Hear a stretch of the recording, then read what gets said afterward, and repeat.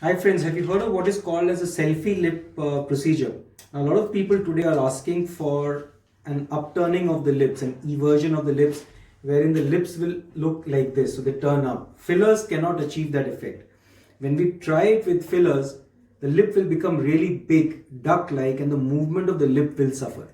So what we do is we use botulinum toxin in very nano doses all along the outer lip, and that allows the lip to just move up a little bit. The effect lasts for about 3 months or so, and within 48 hours you can see that the lip has actually moved up. So it gives an enlarging kind of an effect, and it's much easier to create a selfie look. The pout gets so much easier to create that it actually in fact creates a small pout in itself. So we do that over the upper lip mostly, sometimes on the lower lip as well.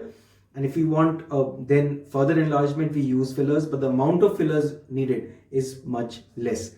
In another video coming soon, I will be talking to you about how we can create different lip shapes. We can literally create any kind of a lip that we want. We can create a Joker smile, we can create an apple lip, we can create a heart-shaped lip, we can create the lips of almost any celebrity from any lip.